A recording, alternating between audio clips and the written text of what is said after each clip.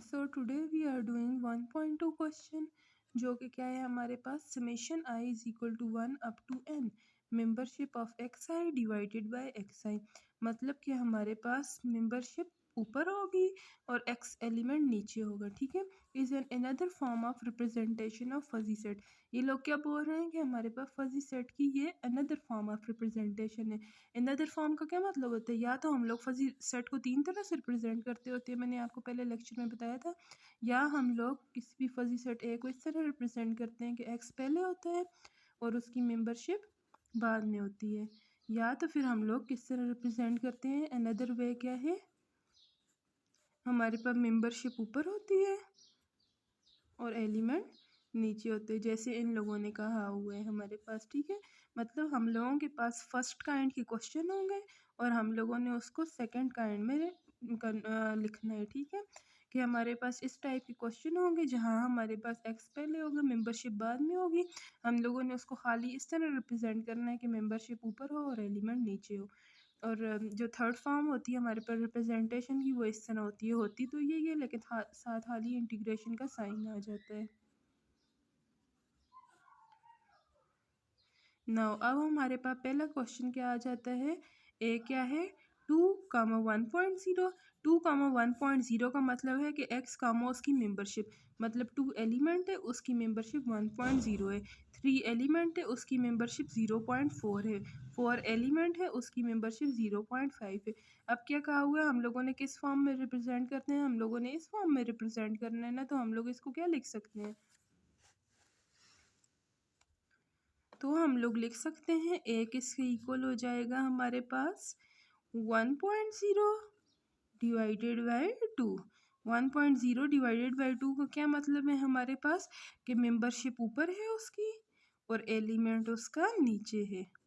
ठीक है, अगला क्या आ जाता है 0.4 डिवाइडेड बाय 3 और नेक्स्ट क्या आ जाता है 0.5 डिवाइडेड बाय 4। लेकिन देखिए हम लोग यहाँ पे तो कॉमर्स लगाते थे, लेकिन यहाँ पे क्या होगा, हमारे पास उन्होंने क्वेश्चन में क्या कहा हुआ है कि membership I is equal to 1 up to N membership A of X I summation X आई।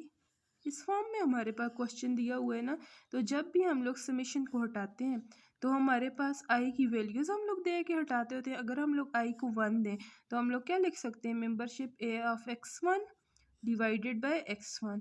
तो हम हमेशा समेशन में आगे कौन सा साइन डालते होते हैं, प्लस का। ठीक है, फिर अगला वैल्यू क्या हो जाती है, जब हम 2 दे देते हैं तो membership of x2 divided by x2 हो जाता है up to so on. Similarly यहाँ भी जब हम इस फॉर्म में लिख रहे हैं ना, तो दरमियान में हम लोग प्लस का साइन डालेंगे, तो ये इसकी रिप्रेजेंटेशन होगी। अब इसका थर्ड पार्ट आ जाता है कि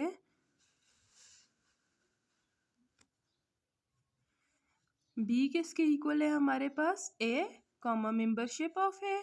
ठीक है, ये हमारे पास मेंबरशिप बी, ये बी तब लिखा हुआ है हमारे पास क्योंकि हमारे पास सेट ही बी है। ठीक है, फर्स्ट सेट हमारे पास बी है, तो हम लोग यहाँ उसकी रिप्रेजेंटेशन लिखते होते हैं। लेकिन हम पढ़ते किस तरह, A comma membership of A, B comma membership of B, C comma membership of C, D comma membership of D. इसमें कंफ्यूज नहीं होना, इन्होंने खाली पहली फॉर्म में दिया हुआ है हमारे पास। पहली फॉर्म हमारे पास क्या होती है, एक्स होती है और साथ उसकी मेंबरशिप होती है, तो ये असल में मेंबरशिप है हमारे पास। ठीक है, तो हम लोग इसको सेकंड फॉर्म में किस तरह लिखेंगे, बी किसके इक्वल हो जाएगा हमारे पास, ऊपर हमारे पास मेंबरशिप्स आ जाएंगी, नीचे उसके एलिमेंट आ जाएंगे, और मैंने बताया था दरमियान में किसका साइन, प्लस का साइन। फिर हमारे पास मेंबरशिप आ जाती है और नीचे उसका एलिमेंट आ जाते हैं, और फिर हमारे पास मेंबरशिप आ जाती है और नीचे उसका एलिमेंट आ जाते हैं, और फिर हमारे पास लास्ट की मेंबरशिप क्या है, membership of D divided by D. तो ये हमारे पास सेकंड क्वेश्चन था। हम लोग असल में इस तरह रिप्रेजेंट कर सकते हैं, जब हमारे पास 3 वेज हों हमारे पास फजी सेट को रिप्रेजेंट करने के, और हम लोगों ने दूसरा वे से रिप्रेजेंट करना हो कि उसकी मेंबरशिप ऊपर हो और एलिमेंट नीचे हो।